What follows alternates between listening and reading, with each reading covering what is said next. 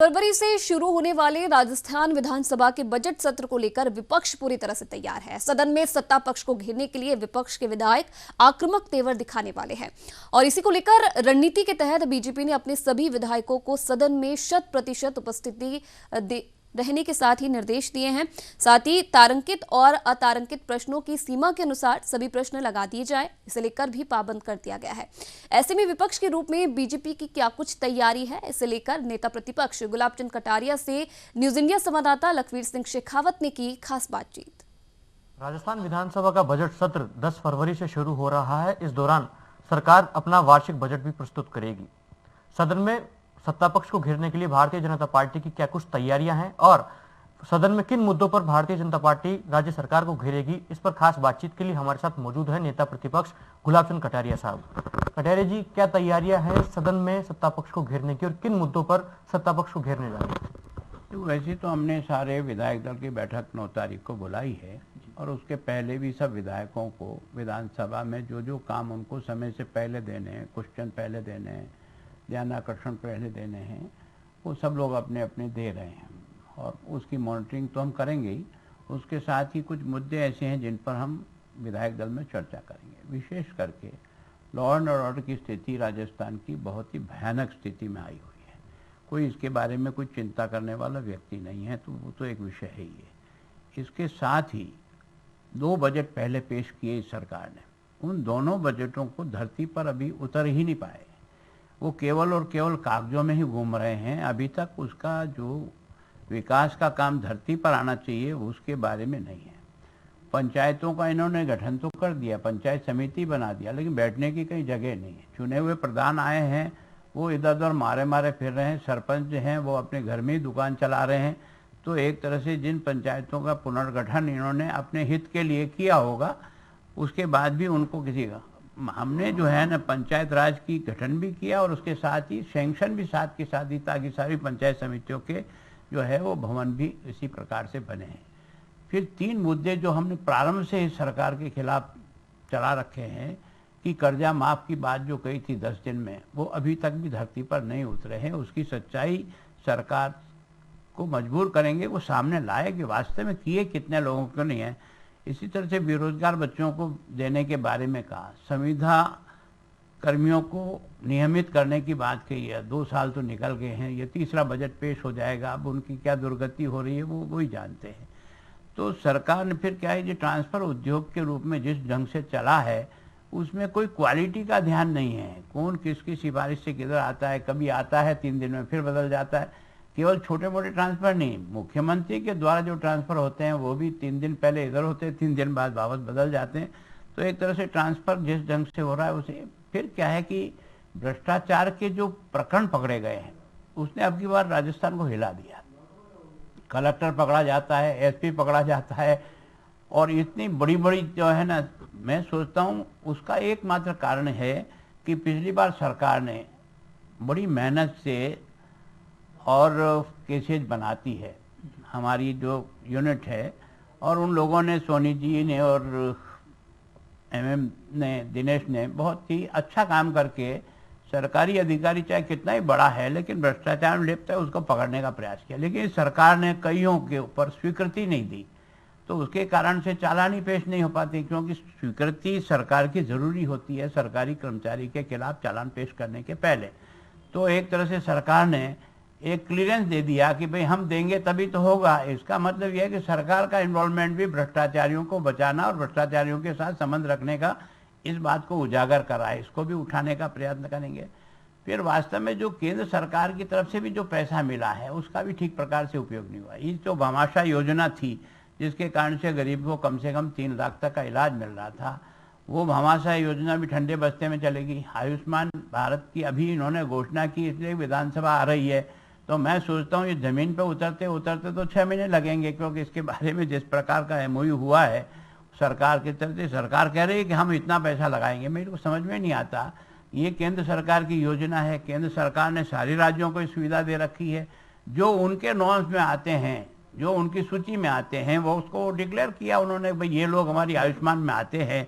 तो ऐसे भी आयुष्मान योजना के तहत 50 करोड़ लोग केंद्र की सरकार की योजना के तहत आते हैं। राजस्थान में उन्होंने कहा कि हम 1 करोड़ 10 लाख लोगों को इसमें लेंगे, तो एक्स्ट्रा कितना लोगों को जोड़ा और उसके कारण से कितना पैसा जो है केंद्र से मिलेगा और कितना खर्च होगा, तो मैं सोचता हूँ ये भी एक विषय है। इसी तरह से मैं सोचता हूँ किसी भी डिपार्टमेंट में प्रोग्रेस नाम की कोई चीज़ है ही नहीं, और जिस प्रकार की जितनी कमेटियाँ बनाई है अब तक इन्होंने हमारे 6 महीनों के कामकाज के बारे में, या जितनी कमेटियाँ हमारी पुराने कामों के, उसके बारे में भी कोई ज़मीन पर नहीं आया कि हुआ क्या, क्या उसमें अनियमितता पकड़ी गई, क्या उसके खिलाफ हुआ, क्या कार्रवाई उन्होंने की। तो एक नहीं अनेक विषय हैं, और मैं सोचता हूँ कि ये बजट सत्र है तो लंबा चलेगा, तो हर विषय जो जनता से संबंधित है, विशेष करके जो किसान से संबंधित है, अभी तक भी किसानों को जो बीमा के पैसे हैं वो भी अभी तक नहीं मिल पाए। कारण क्या कि सरकार ने अपनी किस्त जमा नहीं कराई, उसके कारण से उनको डिले हो रहा है।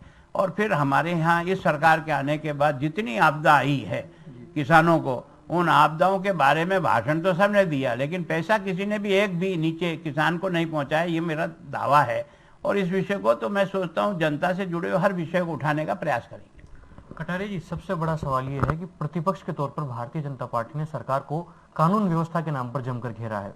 क्या लगता है आपको 2 साल के शासनकाल के दौरान, कार्यकाल के दौरान जो सत्ता पक्ष यानी कि राज्य सरकार है वो कितना सफल कानून व्यवस्था में रह पाई है? आप पूर्व में गृह मंत्री भी रहे हैं, ऐसे में वर्तमान में मुख्यमंत्री के पास ही ये मंत्रालय है, तो इस प्रकार से कैसे देखा जाए कितनी सफल है कानून व्यवस्था को सफल बनाने के लिए प्रदेश की सरकार? देखो, कानून व्यवस्था के बारे में कोई न कोई व्यक्ति पब्लिक को सुनने वाला जनप्रतिनिधि चाहिए। मैं सवेरे से बैठता था रात तक, कोई भी सड़क चलता हुआ आदमी भी अगर वास्तव में उसको कोई प्रॉब्लम है तो मेरे तक पहुंचने की उसको छूट थी। और उसके कारण से कई बार मुझे वास्तव में उसको पढ़ने के बाद ऐसा लगता था कि यार वास्तव में इसके साथ अन्याय हुआ है, तो मैं उसे मदद देने की प्रयास करता था। फिर क्या है, निरंतर मॉनिटरिंग करने से, और मैंने हर जिले के हर थाने के हिसाब से रिव्यू की, जनप्रतिनिधि चाहे कांग्रेस के थे या बीजेपी, उनको बिठा करके किया, जहाँ कमियां पाई उसको सुधारने का प्रयत्न किया। तो उसके कारण से हिंदुस्तान में केवल ये तरीका और मॉनिटरिंग का, और फिर हमने ग्रेडिंग सिस्टम किया था। हर थाने को हर महीने की ग्रेडिंग मिलती थी कि हमारा ये थाना कौन से नंबर पे, 600 नंबर पे है, 15 नंबर पे, 18 नंबर पर, तो एक दूसरे में कंपटीशन हुआ। हर एसपी को भी ग्रेडिंग मिलती थी कि भाई हमारे 44 एसपी हैं, तो कौन सा एसपी 12वें नंबर पे है, कौन 37वें नंबर पे, तो एक दूसरे के बीच में कंपटीशन के कारण से भी सुधार हुआ। और फिर कोशिश की कि सही व्यक्ति सही जगह लगे। 100% तो नहीं कह सकता हूँ कि मैं उसमें सफल हुआ हूँ, मैं इतना अभिमान भी नहीं करता हूँ, लेकिन फिर भी मैंने बहुत कोशिश की कि अच्छा व्यक्ति अच्छी जगह काम करे, ताकि उसके काम के कारण से भी मुझे लॉ एंड ऑर्डर को मेंटेन करने में सुविधा। और उसके कारण से मैं दावे के साथ कह सकता हूँ, मैं पहले भी गृह मंत्री रहा हूँ और अब की बार बीच में भी गृह मंत्री, 2 बार गृह मंत्री रहा हूँ, लेकिन अब की बार जो था उसको हमने ज़्यादा अच्छे ढंग से क्राइम को घटाया। और आईपीसी के सभी हेड में, कुछ हेड तो ऐसे हो सकते हैं जिसमें संख्या कम ज़्यादा दर्ज करे न करे, पर बलात्कार न दर्ज करे ऐसा कोई थानेदार हो नहीं सकता, डकैती हुई उसको न दर्ज करे ऐसा हो नहीं सकता, मर्डर है उसको दर्ज नहीं करे। तो आईपीसी के सभी हेड में इस सरकार के आने के बाद जो ग्राफ बढ़ा है वो सब जग जाहिर है। हमारे उससे में भी मिला दे, कुछ ऐसे मुकदमे हो सकते हैं जो दर्ज हो ना हो, उसकी कंपटीशन होता तो इन हेड के आधार पे तुलना कर ले कि वास्तव में घटा नहीं घटा। अब 45% मैं सोचता हूँ महिला अपराध राजस्थान में बढ़ा है, 45%। मेरे टाइम पे मैंने लगभग 14% 3 साल में मिला करके कम किया। और महिला अपराध की दृष्टि से मैंने जब चार्ज लिया था, राजस्थान हिंदुस्तान का दूसरा राज्य नंबर पे राज्य था क्राइम की दृष्टि से, मैंने उसको 4थे स्थान तक पहुंचाने का प्रयास किया। ये मैं नहीं कह रहा हूँ, जो नेशनल क्राइम रिपोर्ट है उसके द्वारा प्रमाणित है। और इस सरकार के आने के बाद राजस्थान वापस दूसरा नहीं टॉप पे, नंबर 1 पे जा रहा है। तो ये अपने आप में, और मुख्यमंत्री को समय नहीं है, इतने डिपार्टमेंट है, इतना काम है, और बचा खुचा कोरोना के कारण से रोज सवेरे शाम तक कोरोना में बैठे रहे, तो मॉनिटरिंग कौन करे इस डिपार्टमेंट की? इस डिपार्टमेंट की मॉनिटरिंग चाहिए। कोरोना का लगभग 1 साल का समय कोरोना ने ले लिया, उसके बाद से ये बजट सत्र आ रहा है, काफी अहम है राजस्थान के लिए, क्योंकि राजस्थान के कांग्रेस नेताओं ने जब केंद्रीय आम बजट आया उस दौरान कई आरोप लगाए कि राजस्थान को कुछ खास दिया नहीं गया। ऐसे में राजस्थान की जनता को काफी उम्मीदें हैं राज्य सरकार से कि राजस्थान के परिप्रेक्ष्य में बहुत कुछ दिया जाएगा। क्या लगता है आपको, क्या कुछ राज्य सरकार देने जा रही है, और किन खामियां भी आपको लगती है कि जिनको आप सदन में उठाने के प्रयास भी करेंगे? देखो, निश्चित रूप से ये जल जीवन मिशन जो है वो केंद्र को पूरा पैसा दे रहा है और राजस्थान को भी उन्होंने पर्याप्त अलॉटमेंट किया था घर घर टैप से पानी पहुंचाने का, लेकिन इस सरकार ने उसका भी पूरा उपयोग नहीं किया, क्योंकि जो शेयर इसको मिलाना था वो शेयर उपलब्ध नहीं करा पा रहे हैं, क्योंकि ये तो चाहते हैं कि हम 10% दें और केंद्र हमको 90% दे। तो केंद्र बाकी राज्यों को जिस आधार पे दे रही है उसी आधार पे राजस्थान को दे सकती है, कोई अलग से तो दे नहीं सकती, इसलिए उसका भी उन्होंने उपयोग नहीं किया। फिर राजस्थान की पैरवी भी कमजोर रही। जो हमारी 13 जिलों की जो योजना थी, नहर योजना, वो स्वयं प्रधानमंत्री जी यहाँ पब्लिक मीटिंग में कह के गए थे कि मैं इसको पॉजिटिवली सहयोग करूँगा, लेकिन इसको ठीक तरह से परस्यू नहीं कर पाए, वो अभी तक भी नहीं जुड़े। फिर राजस्थान की कई ऐसी पानी की योजनाएं थी जिनको अगर थोड़ा सा भी परस्यू करें तो पानी की समस्या का स्थायी हल हो सकता है। तो मैं सोचता हूँ उस दृष्टि से भी सरकार के दिमाग में केवल और केवल केंद्र का विरोध करने का जो रट लगाई, उसके कारण से संबंधों को जितना अच्छा बनाया जा सकता था वो बना नहीं पाए। मैं सोचता हूँ सरकार हमारी थी और केंद्र में मनमोहन सिंह जी थी, फिर भी हम उस सरकार में भी अपने अच्छे संबंधों के कारण से वसुंधरा जी ने मैक्सिमम पैसा लाने में सफल हुई और हमारे टाइम पर हमें कभी ऐसा लगा ही नहीं कि हमने कोई योजना बना के दी और मुख्यमंत्री ने यह कहा कि मेरे पास पैसा नहीं है। दुर्भाग्य से ये तो पहले दिन से यही बोलना शुरू कर दिया कि कोरोना में पैसा नहीं आया, उसमें पैसा नहीं आया, केंद्र से पैसा काट लिया, फला हो गया। मैं सोचता हूँ केंद्र का पैसा कोरोना में केवल हमारा नहीं, संपूर्ण देश के सभी राज्यों को जो आर्थिक संकट आया है वो आया और केंद्र का जो पैसा मिलना है वो मिला है। केंद्र का बजट जो है ना पिछले साल से भी इस साल बढ़ा है। राजस्थान की सरकार अब बढ़ाती है घटाती है तो अपन देखेंगे जब बजट पेश होगा तब।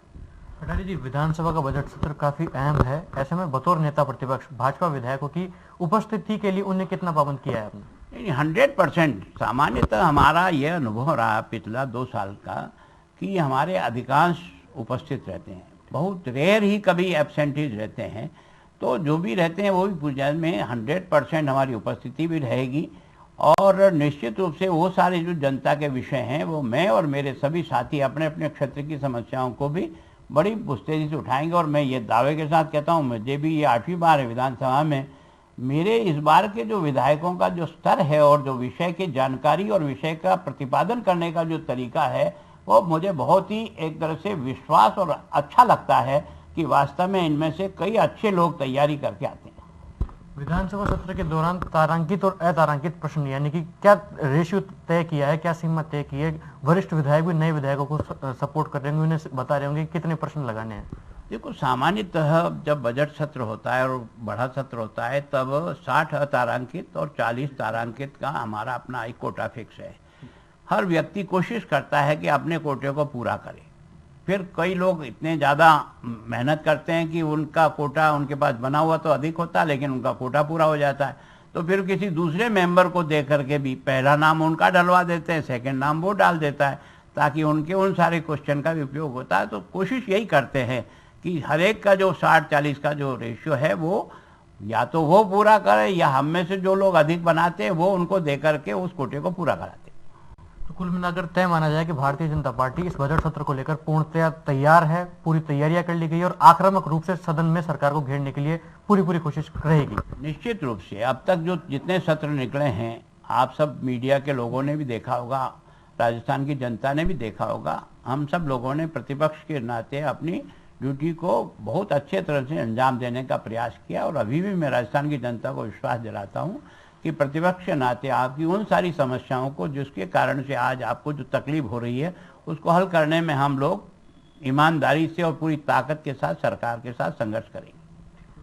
तो ये थे नेता प्रतिपक्ष गुलाबचंद कटारिया साहब, जिन्होंने न्यूज इंडिया से एक्सक्लूसिव बातचीत करते हुए कहा है कि विधानसभा का जो बजट सत्र है वो काफी अहम है और उसी को देखते हुए भारतीय जनता पार्टी पूर्णतः तैयार है और सदन में सत्ता पक्ष को घेरने के लिए पूरी कोशिश रहेगी। वहीं साफ तौर पर जाहिर भी कर दिया कि तमाम 2 सालों के शासनकाल में ऐसे मुद्दे रहे जिन पर पूर्णतः सरकार विफल रही, उनको भी सदन में उठाने का काम किया जाएगा और भारतीय जनता पार्टी के विधायकों की उपस्थिति के लिए भी कह दिया कि 100% बीजेपी के विधायक सदन में मौजूद रहेंगे और सत्ता पक्ष को घेरने के लिए पूरी रणनीति के तहत काम करेंगे। कैमरा सहयोगी सुरेश कुमार गोयल के साथ लखवीर सिंह शेखावत, न्यूज इंडिया, जयपुर।